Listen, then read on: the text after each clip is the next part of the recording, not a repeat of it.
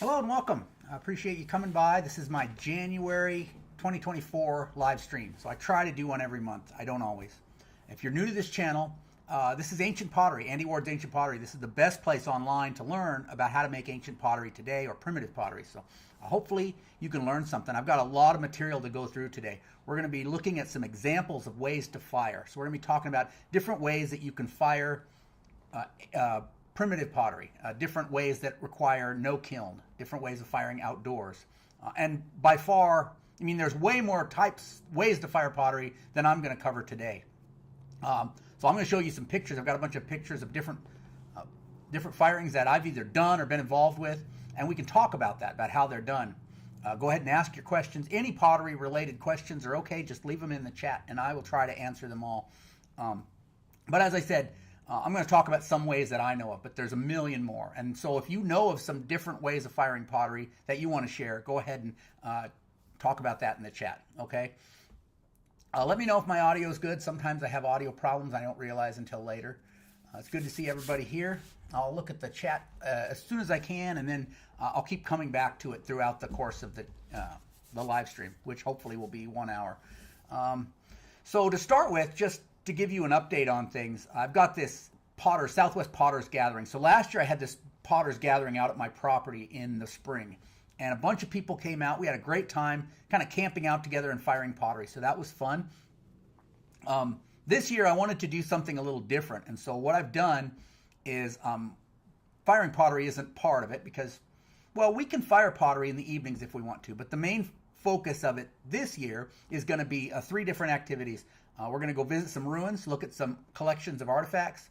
We're going to go out and collect clay, wild clay from different places, and then we're going to collect minerals, pigment minerals from some old mines. So there's going to be 3 days, and so Friday we'll go look at artifacts and sherds. Saturday we'll go look at clay, and then Sunday we'll go look at these old mines to look for pigment minerals. So if you want to join us, you can come to any one of the days. You don't have to come to all 3. Say you're only interested in the artifacts or you're only interested in the pigments. That's fine.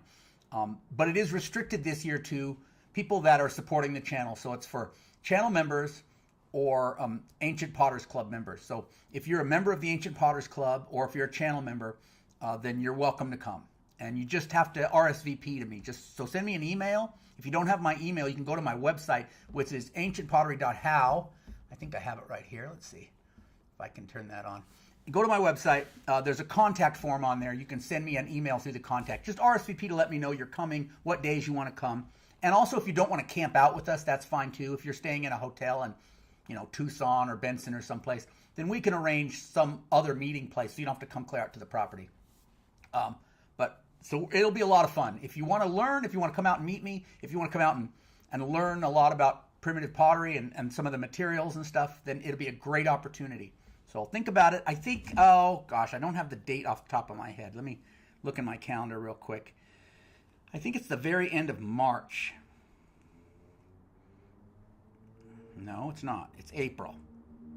It's April. Yeah, it's April 5th, 6th, and 7th of this year. So give that a think. It'd be great to see any of you out there. And if you're not channel members, you can just join up. That's easy enough. In fact, I think we already had somebody sign up just in the course of this live stream. So it's easy to do, and it's not that much.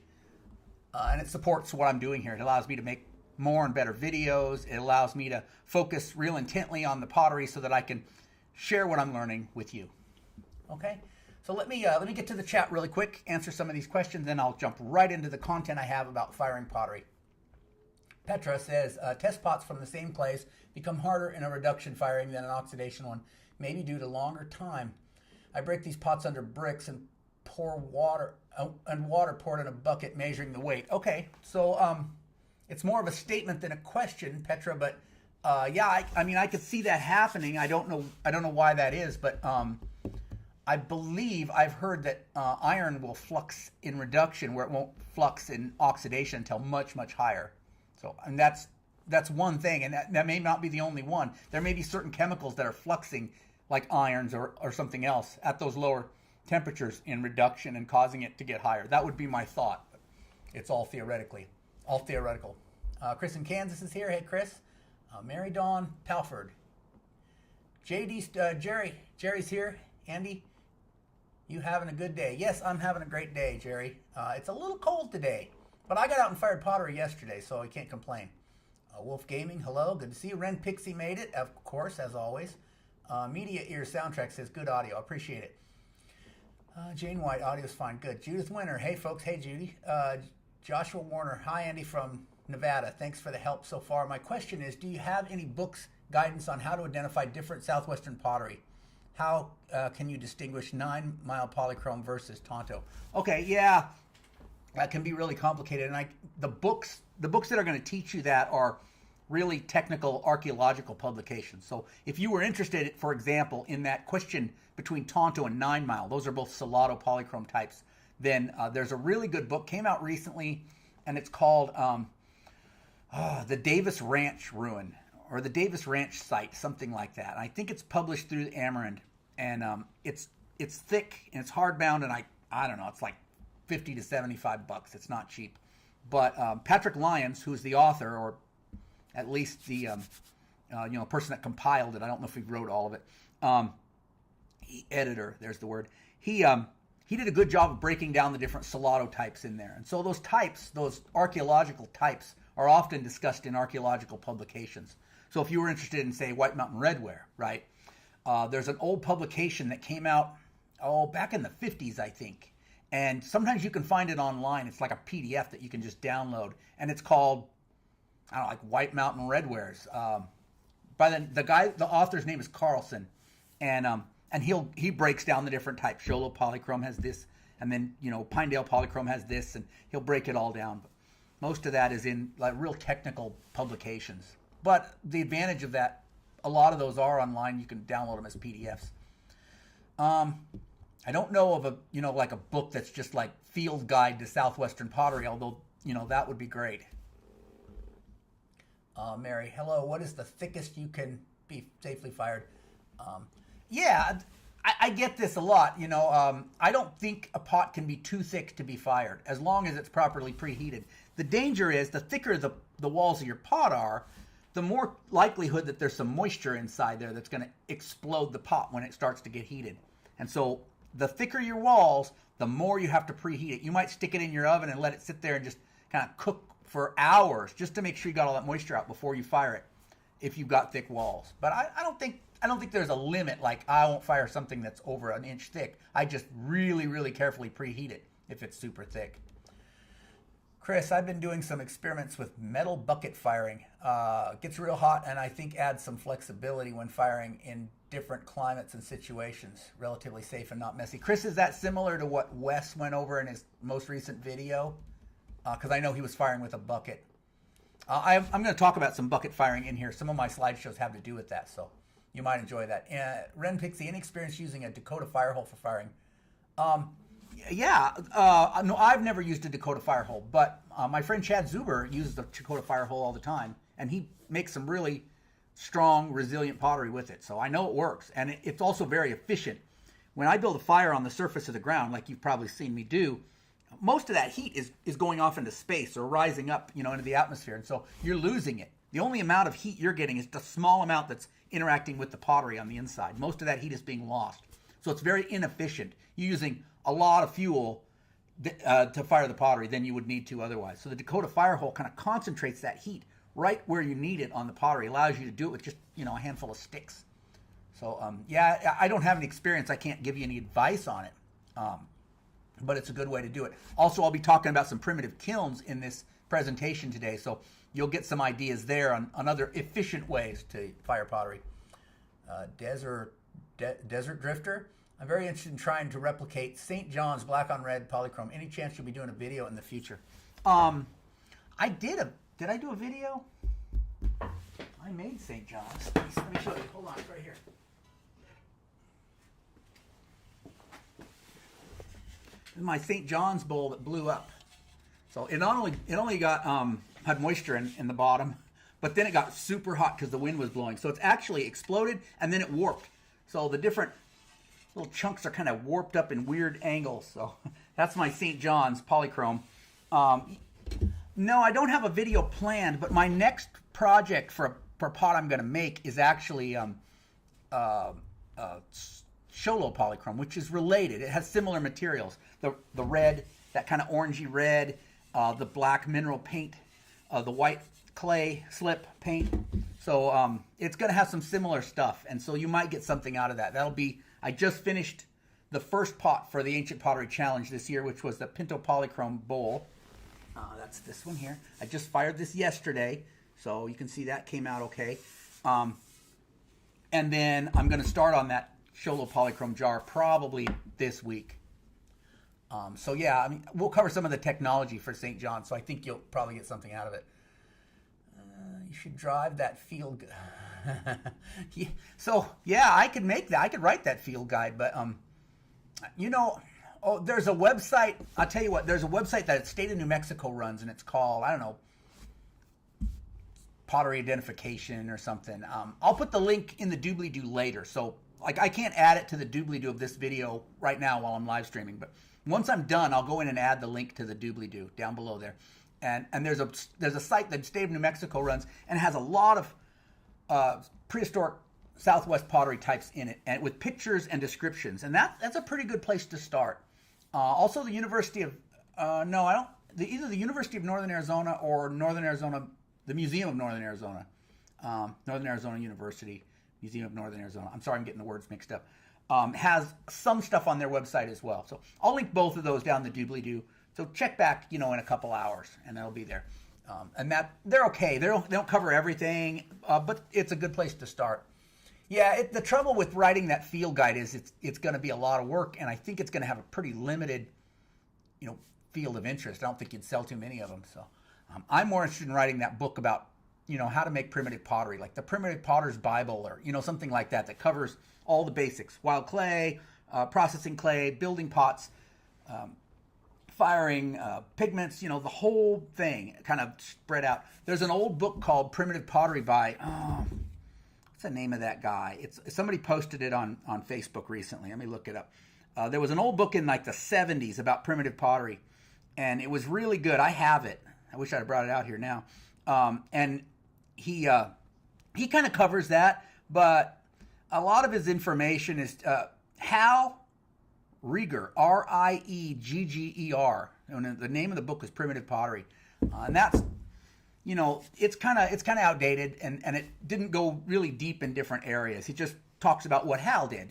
Here's how Hal makes pottery, and I kind of want to dive into different things, talk about the way I make pottery, but also show Anasazi trench kiln firings and manure firings and things that maybe they're not the way I do it, but I can offer some information. So a little more in depth, a little deeper dive than Hal's. But Hal's is a good book. Good morning. Use a pizza oven to fire pottery. The problem with pizza ovens is, the way I understand it, I've never tried, okay, and there's a million ways to do it, but they're not vented very well. They have a small smoke hole. So you really need to get a rip-roaring fire going. And I don't think, as a general rule, pizza ovens don't get nearly hot enough. They don't get near, you need to get up to like 700 Celsius to fire pottery. And a pizza oven never gets that hot. It would just turn your bread into charcoal if it were. So I think they don't have enough vent to ever get that hot. I don't think they're built for it. Do you know if you added enough grog? It seems like no matter how much grog I add, the pots always crack. Well, said that, you probably have a bad clay. A lot of clays, like smectites, have super high shrinkage rates, and you can never make pottery out of them because they always just shrink so much they crack. So if you have a clay that you've added up to like 50% grog and it still cracks, probably it's the clay. Try something different. Media ears. I watched you fire pottery outside and it looked like you used coal. I used charcoal. I used lump charcoal, and I have done that. Or usually I use firewood, just like mesquite firewood. But, when I first tried a charcoal firing, I used briquettes, but they didn't get hot enough. The pottery tended to be a little soft, a little not fired very well. So then I moved to lump charcoal, and I've never gone back to using briquettes. Some people I know have used briquettes to good effect. So it may have had to do with, like, I was buying a cheap brand of briquette, and that probably was what was going on. So if you bought a more expensive, a better quality briquette, I think you'd get better temps. I got low temps because I used cheap briquettes. But yeah, you could experiment around with different ones, I'm sure. And I have a Hopi friend that actually uses coal, mineral coal, and that works too. That's really good. I know you said you don't like Gussing, I don't know what gussing is. Gussing glazes. It covers up the clay, but do you have any experience with primitive glazes that don't require a kiln? A little bit, okay? So the ancient Native Americans here in the Southwest, they did some of this Right Mountain redware like this was actually painted with a glaze-based paint. So it wasn't glazed all over, but the paint was glazed. So they actually put lead and copper in there, which would, have a low fluxing point, and it would melt. So basically, I think your low temperature glazes are not the ones you really want to use because they're dangerous, right? Like lead. I think if you look in medieval Europe, they had like a tin glaze that they used too. That might work on, that may be a relatively low temperature glaze. I don't know anything about it because we don't get tin here in the Southwest. So those were your simple early glazes that were fairly low temperature. And lead, of course, is poisonous. I don't know about tin, but I know they were using it in like medieval Europe, so it'd be worth looking into. Finally, ways of, sorry, you don't like ways of, no, it still doesn't make sense, sorry. Finally catching a live stream, can I grind up old bricks to use as paint? I suppose, because a brick is just fired clay, right? But you're still going to need to put something in it that would harden it in the firing. So you're going to have to mix that ground up brick with actual clay, about at least a third or maybe even up to 50% clay to make it harden. Otherwise, it's just going to wipe off because once that clay is fired, you can't turn it back into clay. It's not going to harden in the firing. I'm interested in trying sawdust or wood chip firing in a small brick pit. Pots are covered with wood fuel and lighted from the top. Have you done this? No, I don't know anything about that, although I know people that do it. It's a very popular way of firing, so there's probably good information online. Hello everyone, snowing in Apache County. Oh my goodness, no. I love Apache County, but I also don't like snow, so.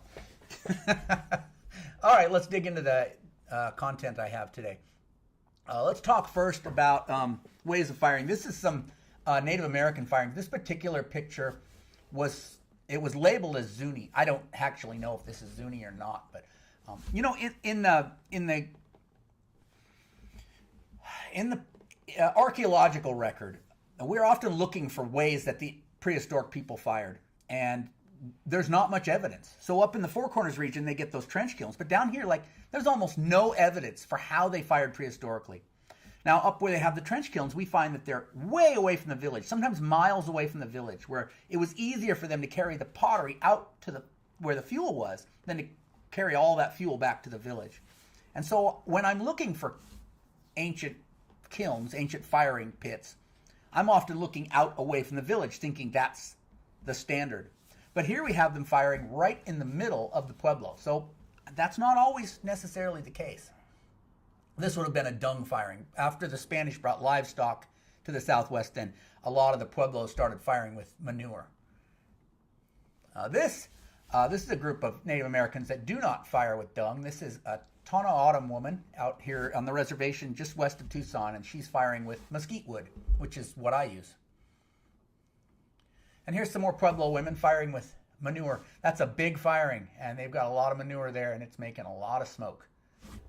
But manure, it works good because it gets hot. It keeps kind of its shape so that it kind of forms a little oven that holds the heat in as it cools, so they don't cool too quickly. And this is another labeled as Zuni woman, and she's got manure, little cakes of manure kind of stacked up, kind of built a little beehive kiln out of it, and her pottery is inside there. That's how they fire with manure. Now this is the Tarahumara, a woman that's down in Chihuahua, Mexico, but they're part of the Southwest. They're very close. In fact, a lot of people believe that the Tarahumara are the descendants of some of the Mogollon, probably like Mimbres Mogollon or that side, and so we can learn a lot from their firings. Here she's stacking pottery on a piece of tin above a bunch of burning pine cones, which is unusual to me because I don't think I've ever fired with pine cones. And then, once she's got that all stacked above those hot pine cones, that's her primary fire, right? She's got those coals, she stacked the pottery above it. She's going to build the fire around that with, you see what she's got there? It's pine bark. It's ponderosa pine bark. And so here you can see the pine cones, you can see the ponderosa pine bark, and it's starting to burn. And in the last picture, we see, you know, it's starting to smoke a lot, and she's actually under a little porch there, so she's protecting herself maybe from the wind or from the rain or whatever in that firing. But so you can use a lot of different things, and I have some other pictures they'll show you today of people firing with pine bark. So the Tarahumara are not the only ones that do that. Now, we were talking about primitive kilns, and this is the one that the Thornburgs use. The Thornburgs are some Paul and Laurel Thornburg. They're replicators, and they live down in Sonoyta, here just southeast of Tucson, and they've done some really amazing replicas over their career of, I don't know, 30 years or something. So they've done Holcomb, they've done a lot of really amazing membranous replicas, membranous black on white, as well as like some White Mountain Redwares, some Salado polychromes. They've done a lot of different stuff over the years, but mostly they're well known for their membranous pottery. And this is how they fired most of that, was in this adobe kiln right here. So if I can show you, so there's the side view of it. You can see how tall it is, because there's Paul is actually standing on top of it. It's pretty large. You can get a lot of pottery in here. And that's the inside. So he's got little rocks that he can prop the pots up on, and then he'll stack like sherds around them. You can see those sherds there. And it gets really, really hot. This will get like in excess of 1,000 degrees Celsius in here. Now, here in the prehistoric Southwest, they didn't have any kilns that we know of. Okay, I mean, there may have been some that we just haven't found. The Paul Thornburg speculates that they were digging them into the banks of arroyos. So an arroyo is just a deep wash, right? A creek that's dug into the ground. So there's usually a bank, and there's land up here, and then there's down here, and then the water flows down here. So he thinks they could have tunneled in here and then tunneled in from the top. So they put the fire in here and put the pots in here, and it would have been similar to this adobe kiln. And it's possible, like if they did that, it would be hard to find evidence, because over the years, being on the edge of an arroyo, it would just wash a road away and we'd have no evidence of it.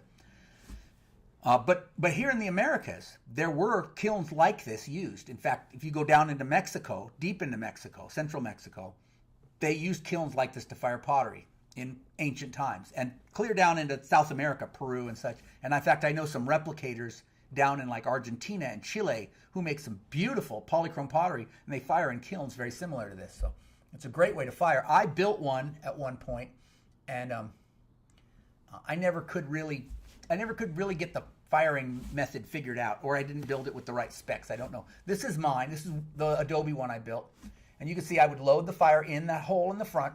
I'd load the pottery in the top, and I couldn't get the atmosphere right. They would not really oxidize well. If I wasn't careful, I'd reduce them like crazy. There's probably some technical points on how to fire one of these that I just didn't get, because I didn't have anybody to teach me. I would love to make a trip down to Argentina and learn from the masters down there, but that takes a lot of money to travel to Argentina. But I'm hoping to, maybe next year. And so this is it. This is it with a fire. And I used a piece of cement board on the top as kind of a damper, so that I could kind of shut off the airflow or open it up.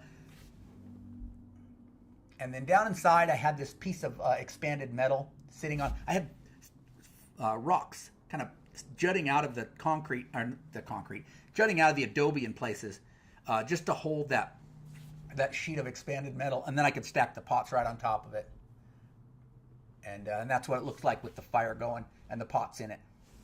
Like I said, I've experimented. I made this adobe one. I also made a brick one. I was never very satisfied with the results, so I ended up I'm not using them now. Maybe in the future, if I ever figure it out, I'll do it again. We'll get into this one in a minute. Let's go back to the chat, make sure I'm not missing anything, okay? Where did I leave off? I've got plenty of pine cones. Maybe I should give them a try, says Dave. Oh, yeah, pine cones burn hot. Adrian the Crafter. Yesterday I found some clay in the mountains. As I was processing it, I noticed there were only about 3 to 6 rocks per kilogram and had a lot of plasticity and was very pleasant to work with. That's nice. That's nice. You probably, if it's not very gritty, you probably are going to have to add quite a bit of temper to it. So you might want to add about 20% sand or something like that to your clay, Adrian, or it might crack when it dries. Troy, how hot can you get one of these wood-fired kilns? Like I said, the Thornburgs got theirs well over 1,000 degrees Celsius all the time. In fact, I have their firing notes, and you can see, the temperatures they reached. Very, very, very hot temperatures. And I think how hot you get it depends on how long you fire it. Like the longer you burn it, the more heat kind of builds up in those adobe walls. You have a lot of thermal mass there. And so I think if you fired it over the course of like a day, a whole day, you could get even hotter if you wanted to. But you probably don't want to get, especially if you're using wild clay, much over 1,000 Celsius. You're going to start having, things melt and such. I actually managed to get temperatures of 1,100 in an updraft kiln I made from an old broken charcoal maker. Yeah, you can get high temperatures without much effort in those. You just have to, sometimes you have to, the longer you fire, the hotter it's going to get. So you have to be patient with it. Feed it a little bit at a time, feed it a little bit at a time. There's a really good video I saw on YouTube recently where they were at Corning. This guy was trying to figure out how to blow glass in a primitive glass. Do they call that a kiln? Where they do glass? Or like a forge? Anyways, they heat up glass and they put it on a little tube and they blow it. This guy was trying to figure out how to make a primitive gas, or not gas, it was wood fired, like a primitive glass blowing kiln or whatever they call it, fireplace, oven. And he went to Corning and they actually have one there. And the guy at Corning was giving him tips on how to do it. And they didn't use, and this is the thing, on that last video I did last week, if you saw the one where I was firing in a barbecue, which is another way to fire, a lot of people said, oh, put a blow dryer on it, put a fan on it, blow air into it. Even at Corning, where they were melting glass, now this is way hotter than I want my kiln to get, they were not using forced air. They were using convection. Just get that fire going right. It's going to draw air in and pull it up, and there was no need for it. And I don't think you need it on a kiln usually either. You start blowing air, you're turning it into a forge. You're getting way hotter than what you're going to want pottery to get. Let me go back to the chat here. Actually managed to get temperature. So she got 1,100. 1,100 is way hotter than I would ever want to get. My clay wouldn't stand at 1,100. Media Ear soundtrack. If I tried to fire 2 or 3 pots in the same time to save cost and time, how does it make it much harder to get good results? Have you traveled to East Tennessee in this region? Good for firing clay. Yeah, I've traveled to Eastern Tennessee, but I wasn't looking at clay when I was there, so I can't tell you anything about the clay. I think it's a beautiful country. Yeah, you could fire, and some of the pictures I'll show later, there's a lot of pottery in it. You can fire 2, 3, 4, 5. When I do workshops, I often fire 12, 15 pots at a time. So the main thing is, you got to remember, when you've got a big stack of pottery, the pot's on the inside of that stack. It's going to take a lot more heat to get them up to temp. So if you're not careful, you'll fire the pots on the outside, and those on the inside will be under fired. So you got to make sure if you've got it stacked well, and you've got a lot of air space, because most of that stack is heating up through convection, the movement of hot air. And so you've got to stack it well so that the air can circulate, and then you've got to get it. If you've got a bunch of pots, you got to make sure you get it hot enough that all of them, even on the inside, will get hot. And I'll show you some examples of that in a little bit. Will a really hot kiln get hot enough to melt a steel grate like that one? Now I've gotten it hot enough that my grate had sagged quite a bit, and I'd take it out and hammer it flat again and put it back in. And it'll glow orange, but I've never got it where it would like completely melt. You've got to get really hot to melt steel. And if you're getting that hot, you're probably not making pottery, you're probably melting your pottery as well. So yeah, you might be able to get that hot, but in no practical way would you ever want to get that hot. Gary Cooper, I tried to steel grate, but it sagged pretty bad after a couple firings. Yeah, it sags, and then what I would do is I'd pull it out, hammer it flat, or turn it upside down, let it sag the other direction. You can get a lot of years of service out of a grate like that before you have to throw it out. If you build a kiln of adobe, will the kiln walls get hot enough to turn the adobe to ceramic? Yeah, probably, but because there's so much mass, it's probably only a 1/4 inch thick or something, right? Because as you go through the wall, it's getting cooler and cooler and cooler. As that heat moves into it. So yeah, and you can see the oxidized portion when you pull the pots out. The walls down where the pots are will be kind of red and oxidized, and then they'll just get kind of black and gray as they get less fired up the sides. I'm using micaceous clay. I know it withstands thermal shock pretty well, but do you think I'd be able to get it hot enough for maybe a clear glaze? I've never heard of anybody getting micaceous clay to glaze. I don't know. I mean, probably not, but I don't know. Most of that micaceous clay is specifically designed to be low fire clay, so it's not going to take high temperatures. It's just going to turn into a puddle if you get it hot enough. Sand in my area is, I'm just speculating though. The sand in my area is full of limestone, and I'm using store-bought silica sand. Do you have any suggestions on store-bought sand? Silica would be a good choice if you're having to do store-bought sand for sure. Another option you might think of is grog, just taking some old sherds or taking some clay that you have, firing it for that purpose. You don't have to make a pot out of it. You just make like wads of clay, put them in there, fire them, and then grind them up. So let's get back to the slideshow. So this is, I've got a jet flying over. Tucson has an Air Force base, so we sometimes have these jets, if you'll stand by. This is a pot. I'm going to find where I'm at here. This is a pot from the Southwest Kiln Conference, and I didn't get a lot of pictures of the process. I wish I had. This was a potter who came up from Mata Ortiz, Chihuahua, to the Kiln Conference in, maybe 2016, something like that. 2015? No, 16, I think, in Springerville. And he was like I said, a potter from Mata Ortiz, Chihuahua, and he was smudging this pot. And so he set the pot up. Then he put a big flower pot over the top, all the way down, and then he put wood around it. And you can see he's used baling wire. Can you see the wire? He's tied the wire up to the pot because naturally those sticks will want to fall especially as they burn. But that holds the sticks on there, so the charcoal kind of stays attached to the pot. Gives it a longer soak, kind of keeps it nice and hot. So that's a smart way to do it. I only have 2 pictures of this firing. So this is after it was done. He was getting ready to open it up. That's all I have, but it is an interesting way to smudge because it's an all-over smudge. He's not just smudging the inside of a pot. To be clear, this is not the pot being fired. This is a big sagger. This is a flower pot that he's using to smother the pot with. And I don't have a picture of the finished product, but it gives you some ideas that both the tying the wood up and the big sagger are both, I think, good ideas. Now I'm going to be going to Mata Ortiz in a couple of weeks, so hopefully I'll have some good pictures of firings down there, some video that I can share with you before too long. And then here is one. This is the kiln conference also. This is the trench kiln firing. So in this case, we've got the slab-lined pit. The pit is lined with sandstone slabs. This is your primary fire, building up to coals. The pots that are going to be fired are preheated around it.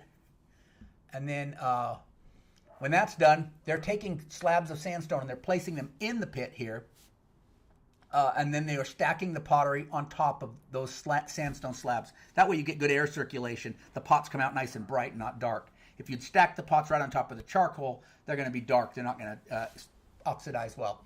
So that's the theory there. And then here's the fire. So then once they get the pots all stacked in there, and they put cover sherds over the top of the pots, then they build a big fire over the top of that and let it burn.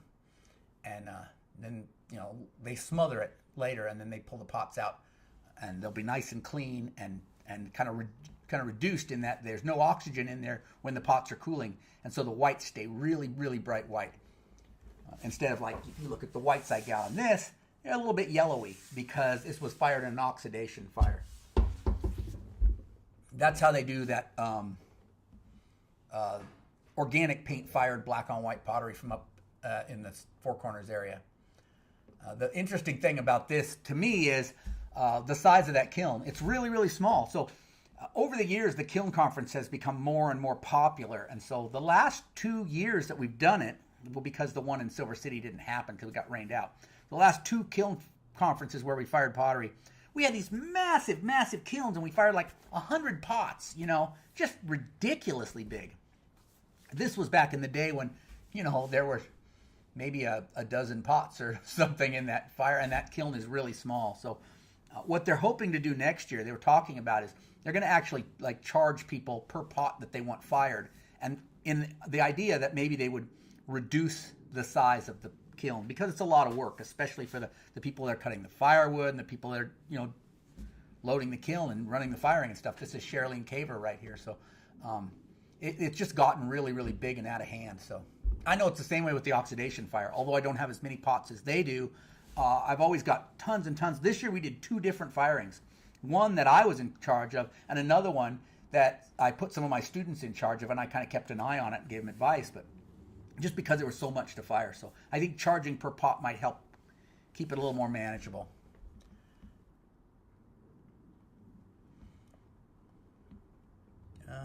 That's weird. Those must be the same picture. I don't know how I did that. No? So nothing's happening here. Hold on. Oh, never mind. I see what's going on. My bad. So they load it, and then that's the fire. Okay, yeah, I opened one up above it. Sorry, my bad. Okay, so here's another one from the same kiln conference. I think that is, Weldon, Bill Weldon. Seeing a little bit more of Bill Weldon's butt than we want to see there. I apologize for that. But this is I'm not sure what kind of firing they're doing here, but they've got a bucket over the pots to protect them from the fuel because they want them to come out clean, I suppose. Or that bucket could be down on the ground and it could be smudging the pots in there. I just don't know what's going on inside. But see how he's stacking the wood. Very, very different from the way I would do it. Stacking the wood very vertical around that bucket and then probably like holding it on with a piece of baling wire like we saw with the Mata Ortiz potter earlier. And there it is firing, you see. So when you put the wood vertical on the sides and tie it up, you don't need as much wood because if you were angling that, you'd need lengths of wood that are twice as long in order to cover that distance. So they're using pretty low quality of wood, low amount of wood, and then just holding it in place with baling wire and probably using a lot of lighter fluid to get it started. And I don't think I have the results. I have a picture of this, which, like I said, it's probably a smudge. It's probably right down on the ground to try to get the pots inside to turn black, but I just don't know. But that's a pretty good sized barrel or drum that they've got there. So another, hopefully giving you some ideas of ways you can fire without a kiln. And I do not have any other details on this. You can see a piece of the wire. Wait, right there, I think on the left side, you can see some wire. But that's all I know. Because I was trying to run around and get pictures of all the different firings going on that year. But at the same time, I was doing a couple of different firings myself. And so you know how it is. And people asking you questions, and you're running around. You're trying to take care of your own pottery. And so, I missed a lot, unfortunately. Someday I'm going to go to the conference, and I'm just going to watch other people and not do a firing. And then I can really get an idea of what other people are doing. Okay, there's Steve Raspopo, and he's doing a micaceous firing. So I'll dig into that in a second. Let me go back to the chat and make sure I'm not missing anything real quick. Let's see. Can you fix pots, Raising Arizona 2008, can you fix pots that crack in the drying process? Sometimes if it's a small crack, you can mix up some clay with vinegar, kind of work it into that crack. A lot of times it doesn't really work, but you can try. If it's not fully dry, if it's still a little bit leather hard, you're more likely to have success working some clay into that crack. But if it's kind of fully dry and it's cracked, like I said, you can try that vinegar trick, but it depends a lot on your clay. Dear Yahoo says, Happy New Year. Thank you, dear Yahoo. Still love the mug I got last year. Thanks again for everything you do. Appreciate it. Thanks for showing up today. Why did they use sandstone? Jess says, why did they use sandstone? You're talking about that picture of the firing, why they were using sandstone. They used sandstone slabs around the pit just to kind of hold in the heat, I think, reflect some of that heat back in.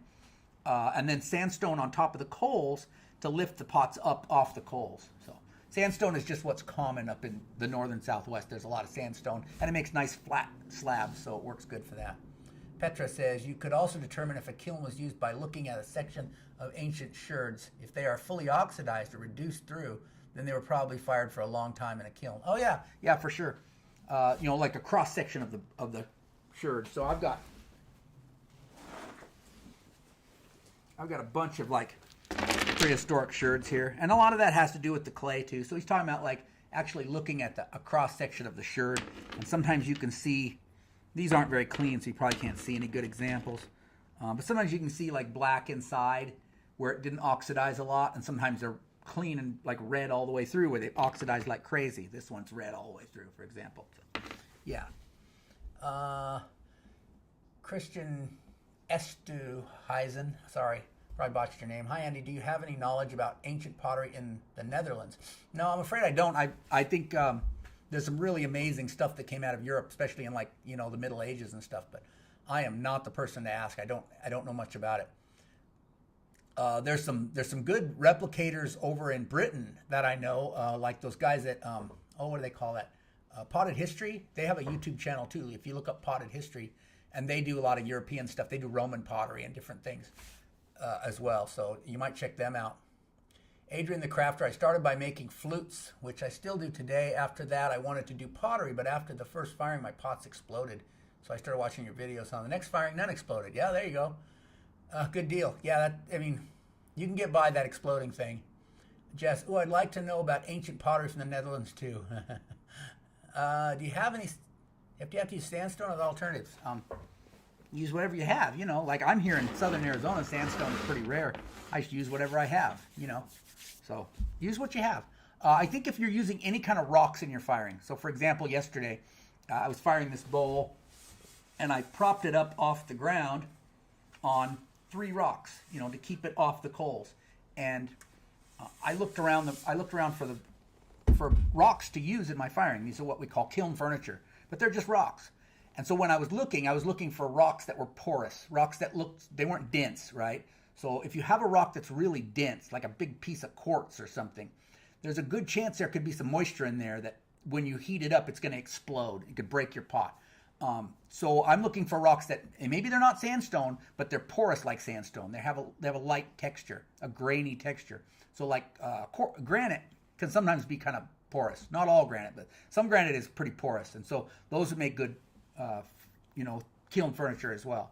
You just want something that's kind of porous, because if it's porous, that means that moisture can get out. You can heat it up a little bit before the firing and drive that moisture out and use it that way. But if it's dense, there's a good chance there's going to be moisture in it and you could cause an explosion. Okay, let's go back to the presentation. What do we got? 11:41. I don't know if I'm going to get done, guys. Hopefully I'll get done. Yeah, I'll get done. On time, I mean. On time. So this is how they fire, what do they call it? Micaceous pottery. So this is Steve Raspopo. He's a micaceous potter from New Mexico, and he often comes to the conference. And so some of this pottery is not his. Some of it is like students. And he's got them on like those big grates that they use in fireplaces. You know, those things that hold the logs up off the ground. That's what he's using to set the pots up on. And I think he's got newspaper crammed underneath there. But the interesting thing to me is that he fires with pine bark. And so then he puts this bark all around the pottery and then lights it off. There it is with the burning bark. And when he's done, they get really nice results. Not only you got that nice kind of coppery color that you get from micaceous clay, but he gets lots of fire clouds from it too. Because it's pine bark, I guess, it provides a lot of fire clouds, which is desirable in this case. They want fire clouds, those micaceous potters. So that, you know, you can see those grates he's using. Some of those are fireplace grates, and he's got some like barbecue grills, or I don't know, those might even be little racks that go in an oven, I think. It's kind of in between them. So just to prop the pots up off the ground a little bit. Very interesting. I've never fired this way, but I've seen him do it. Here's my firing at that same kiln conference. Like I said, I think it was 2016.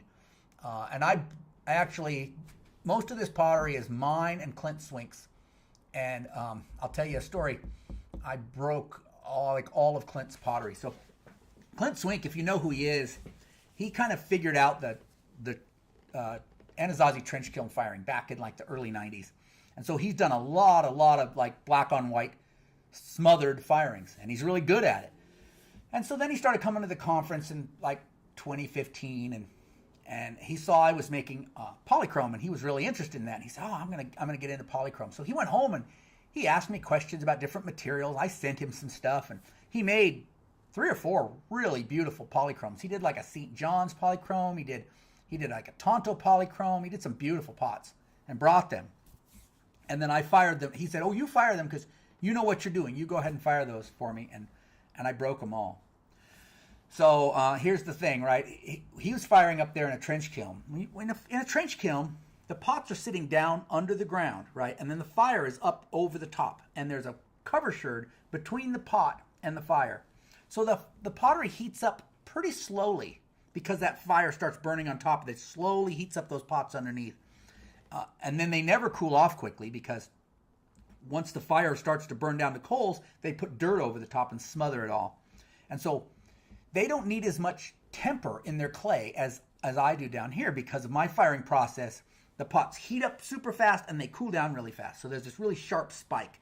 And his pots, if you graft it out, would be this slow incline, and then they kind of plateau, and then they slowly cool down. Very, very different conditions that the pots are subjected to. And so he was using something like, 10% temper in his clay. And I used like 20 or 30% temper.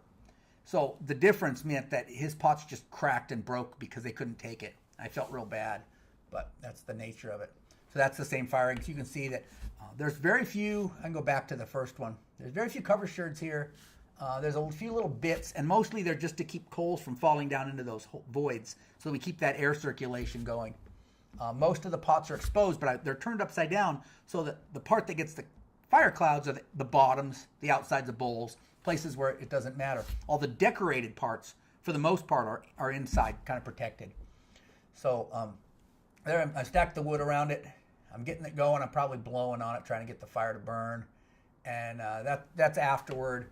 And you can see a couple of broken bits there, but like most of Clint's pottery, either they didn't like blow up or anything, but they were cracked. They were all cracked because of that.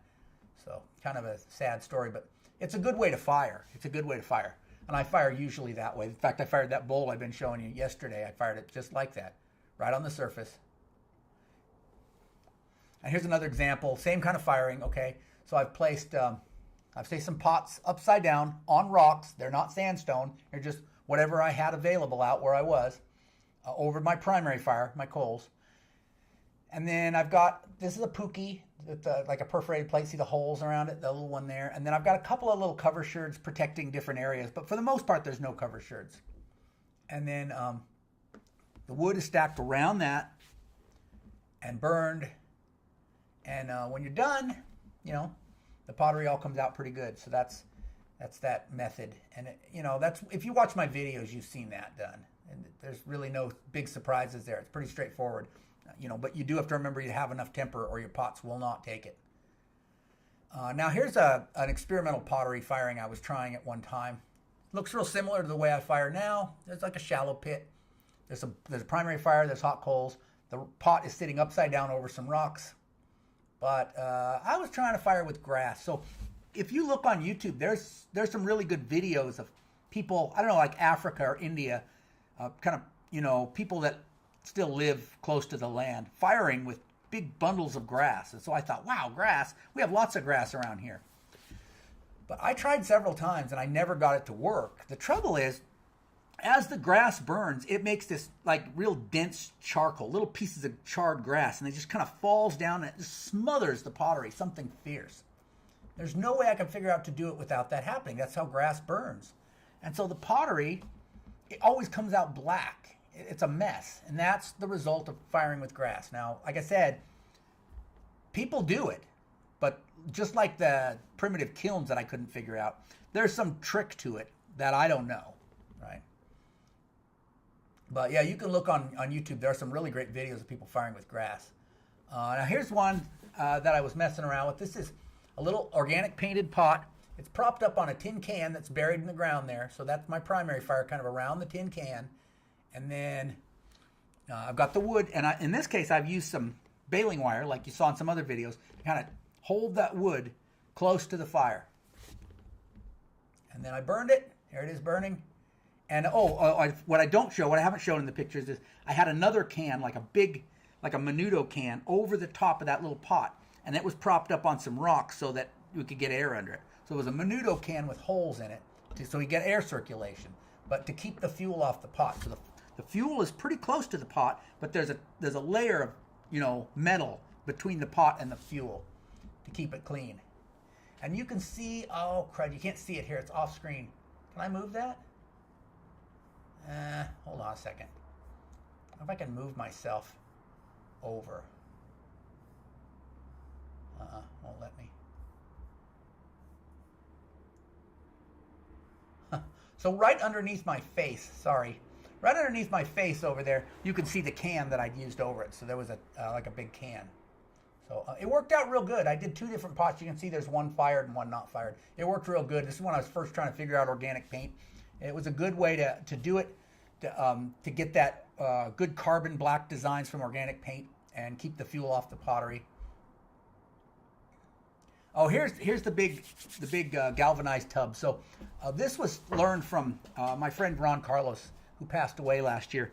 Ron Carlos was a Maricopa potter, and I saw him firing this way. There's a video online of Ron, a demonstration firing he did, very similar to this. So he's got he builds a primary fire, gets the hot layer of coals, and he puts all of his pots in a galvanized tub, and then he has a piece of metal he puts over the top to keep the fuel from falling in. And then he puts that tub right over the top of the primary fire and then builds a fire around the tub.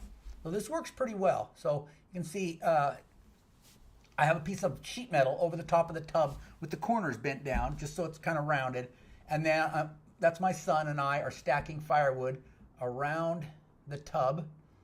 And there it is burning. Oh, that picture is out of whack, isn't it? I wonder how that happened. There we go. That's better. And then after it burns, the pot, you know, I had a couple things break. You can see that one right on top has some little spalls, some little, like probably pyrite spalls on it. And then there was a pot down in there that just broke into bits. But for the most part, everything comes out real good. And the thing about that kind of firing is everything comes out real clean because there's not a lot of carbon around the pots. Even the atmosphere isn't real smoky because most of that smoke is not going in there with the pot. So it makes real clean pottery and, you know, does the job. So I don't know if this is what you meant, Chris, in Kansas, when you said you were using an old bucket or something, but it's a good way to fire, like I said. So that may be what you were talking about. And that is all I had to share with you. So let's get back to the chat here and see what's going on. Do you have sandstone? Oh, alternative sandstone. I read that. Big fan from northern Utah, sending love. Hey, Oscar, glad you made it. Ren Pixie, love Potted History. Excellent channel. Yeah, they don't make... Potted History doesn't make videos like, you know, weekly or anything. Sometimes they'll go months between videos, but they do have good content. Would you recommend using low fire clay or high fire clay to make mugs and such? Jeannie Ranson, if you're going to be firing it like I'm showing here, you definitely want to use low fire clay because these kind of firings are not getting hot enough to mature like a stoneware clay. EH, don't forget to like this stream, everyone. Oh yeah, thanks a lot. So give it a like. That'll help me out with the YouTube algorithm. Appreciate it very much. Joni's Wanderings, Art Creation. Hi, all. I come from Corsica in France. Your videos are very interesting. They help me a lot in my research on pottery. You're welcome. Thanks, Joni. Adrian the Crafter. The most I know about Dutch pottery is, skipping on, Desert Drifter. Any tips for wood firing when it's only around 30 degrees? Thanks. Yeah. Now, my friend Wes has done an excellent video, a couple excellent videos about firing in the snow, which I have no experience with because I live in Tucson. And when we get snow, we'll get like an inch. And believe me, I'm not going out to fire in there. I'll just wait until the afternoon when it melts. Colder, like in the 30s, yeah, I fire down when it's cool. And the secret is, at the end of the firing, once you're done firing, you don't want to open that up and pull the pot out too soon because that cold air can cause it to cool too quickly and break. So better to use more cover sherds, or a bucket or something to kind of keep the cool air off the pot, and then just let it sit and cool in the coals for a long time before you take it out. Other than that, you can fire in 30-degree temperature, easy, not even hard. Yes, great presentation, Andy. Thank you. I appreciate that. Chris and Kansas, I wondered if natives of the plains used grass or even buffalo chips as fuel. Worth an experiment. Absolutely. If they were, yeah, I would think they would, but I don't know much about plains pottery, Chris. But certainly they had a lot of grass. They probably had buffalo chips too. But like weren't they usually camping? I don't know. I'm not an expert on the plains by a long shot. Weren't they usually like villages and stuff near rivers and streams where they would have had cottonwood or other fuel available as well? Like cottonwood bark is an amazing fuel if you have that. And I suppose a lot of those people, you know, if you were camping along the Platte or the Missouri or something, had a lot of cottonwoods. Widjak? I'm probably getting your name wrong. I just want to tell you, Andy, I love following you on YouTube. Your videos are awesome. I learned so much about firing. Truly love your show. Thank you. Thanks, Widjak. I appreciate that. Did natives of the plains make pottery? Says ES. Yeah, Chris would be the one to ask, but I think they did. At least in the eastern plains, I'm pretty sure they, you know, like along the Missouri and the Mississippi. And for example, when we lived in Oklahoma, we went to Spiro Mounds, which is, you know, maybe not in the plains, but certainly on the edge of the plains. And they had pottery. And then there were Pueblo tribes that lived on the western edge of the plains. They in New Mexico. So there was pottery on both sides of the plains for sure. Mary Stone says, absolutely inspired by your replica archaeology and your art and instruction. Thank you. You're welcome, Mini Stones. I appreciate that. Adrian the Crafter, we have the earthenware coil pot that my grandparents brought at Rourke's Drift. Widjack, I bet the natives of the plains did both make, sell, and trade potteries. Chris in Kansas, I've stopped away on review. Yes, I have some clay from an aquitard that I am really wanting to turn into pottery. Aquitard? I don't know what that is, ES. It's from well drilling, 100 feet below the surface. Oh, that's cool. Yeah, well drillers come up with all kinds of clay that nobody else can get access to because it's hundreds of feet below ground. Ever heard of using punky rotten wood to fire pottery?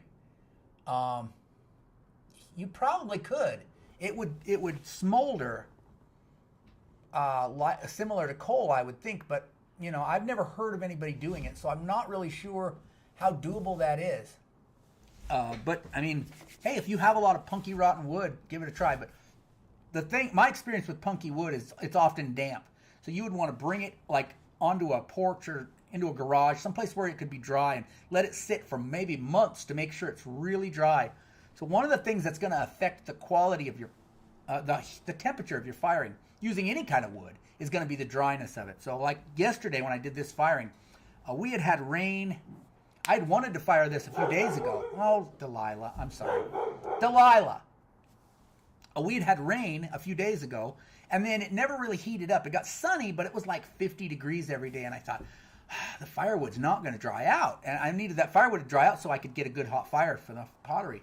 And so then more rain was forecast today. And so yesterday, I just said, I got to go out and fire this pot no matter what. So I waited until the afternoon when it was the driest and, you know, the sun was shining and there was a little breeze. And I thought I'm going to get the most vigorous fire, you know, in the afternoon. And it worked out okay. I think I got a good fire, but moisture that's down in that wood is really important. When I worked for the Forest Service, I was a firefighter, and we would actually go out and measure what they call fuel moisture, how much moisture is in the wood. And that way we could determine how much fire danger there was, how active a fire would burn if one got started. And so we got to think about that. Like, when was the last time it rained, and how much sun and wind have we had since that rain to kind of dry out the wood. And so that punky fuel has usually got a lot of moisture in it. So I would be really careful to make sure that you got it dry before you started to use it for a fire. Otherwise, you're just going to get a nasty, smoky, and not very hot fire. Carlos, hello from Brazil, Soares. Good to see you, Carlos. Well, that covers my information. Have you guys got any questions? Because I can answer them. I've got a couple minutes left if there are any. Otherwise, we can just wrap it up. I'll tell you about my thingamajig. So I've got the Southwest Potters Gathering. Those of you that came late, that's going to be the 6th, 7th, and 8th of April. We're going to go out and look at ruins and pottery collections on Friday. We're going to go out and collect clay all over southeast Arizona on Saturday. We're going out to some old mines to collect minerals for pigments on Sunday. You can pick and choose. If you're only interested in the clay, just come on Saturday. If you're only interested in the minerals, just come on Sunday. It's open to supporters of this channel, so Ancient Potters Club members and channel members or patrons. So if you're supporting the channel, you're welcome. You just have to give me an RSVP so that I can know that you're coming and make plans for you. Also, if you don't want to camp with us, we're camping out at my property where there's a ruin, and you're welcome to come camp with us. But if you don't want to camp out there and you wanted to say just go to the mines or something, then we can figure out a time when a place where we can rendezvous. You don't have to drive all the way out to the property. Okay, so that's a big deal, and I hope we got a good group. I know I've got a few people RSVP already, and it's only January 1st. So Philip Fisher, $20, 19.99. Sorry, I'm joining late, but I love your channel. Thank you for sharing all your information. Thank you, Philip. I appreciate your donation. Do you always media your soundtrack? Do you always test how hot the firing gets as it's firing? Do you keep notes for each time? Well, some people are really good at keeping notes. Like when I first met Clint Swink, he was like, "How many firings have you done?" And I was like maybe hundreds. I don't know. So Clint, he's like a record keeper person. He writes it all down. He writes down the date, the temperature, what the fuel was like. He writes down each pot that was fired. I fired, this mug that looks like this, and I fired this bowl that was like this. He's got records of everything. So if you go to buy, like at an auction, for example, a Clint Swink original, it has a number on the bottom, and you could write Clint and ask him about that pot, and he would tell you what clay it was made out of and what the weather was like the day it was fired, everything, right? I'm not a note keeper. I'm just not that person. So sometimes I do, and sometimes I don't. A lot of times, what I do to keep track of my firings is, like you saw today, those pictures. I had pictures going years and years back of different firings, and so that was kind of how I was documenting my firings, by pictures. Nowadays, it's almost all video, because I'm almost every time I fire, it always ends up in a YouTube video or something. So sometimes, like last year, or no, well, it was last year, but a couple months ago, some of the pots I made in 2023 started getting calcium spalls on them. So do you know what calcium spalls are? If you have calcium carbonate in your pottery, a little bitty piece, in the firing it will turn to calcium oxide. Then when it gets damp, and that's just humidity in the air even, then that calcium oxide turns into calcium hydroxide, and it expands. And when it does that, it makes spalls on your pot. It can ruin your pot. So I had some pots that were getting spalls on them. So I can show you, like, did anybody see the video where I made the double pot, right? It came out real nice, but I don't know if I can get it to stop focusing on my face and focus on this. Come on, focus. Focus. Won't do it. I don't know why it won't. There's calcium spalls on it. There's little white spots. You see that one right there? Where it's spalling, and they're all over. They're all over. They're on the bottom. They're on the top. They're inside. It has calcium in the clay. And I was like, what clay did I use that had calcium in it? So then I went back and I watched the YouTube video where I made it, and I talked about what clay I was using. And so I was able to figure out where I got the calcium and stop using that. I actually threw out a bucket of clay and threw out some clay that was already processed, because I realized where it was coming from. And that was because it was documented. I didn't write it down. It was documented in a YouTube video, but that works. So yeah, some people document all their firings. I don't. I'm not that person, you know.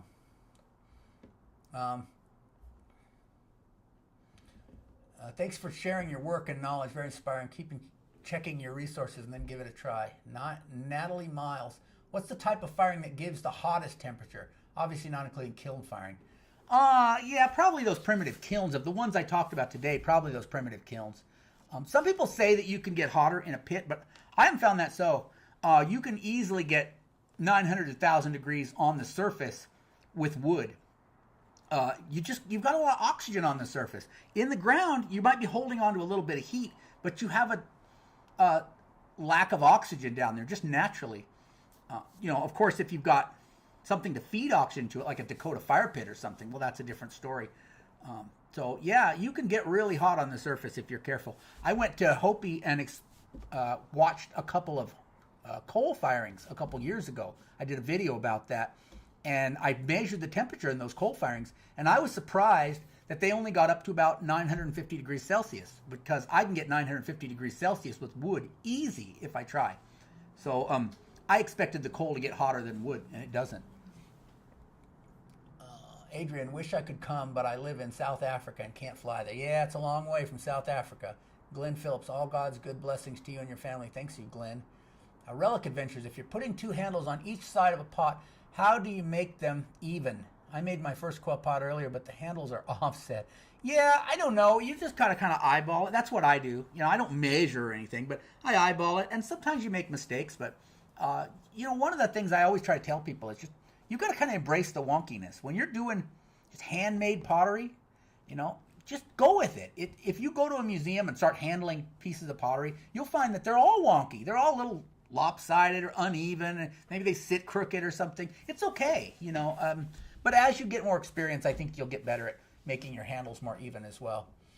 Good show. See you later, Chris. Dave, drillers often add bentonite to their drilling fluid to keep their drill bits cool. Huh. Cool, they're drill bits. You need to be careful to avoid that. I didn't realize that, Dave. Thank you. There's solar eclipse during that time. Oh, there's a solar eclipse out there, huh? That's interesting. I didn't know that. When I'm doing my get-together. Good show, Andy. I think it's hollow stem auger, so bentonite to my knowledge. Easily see them. All right, everybody, then. We're 4 minutes over. I appreciate you coming today. I appreciate all your good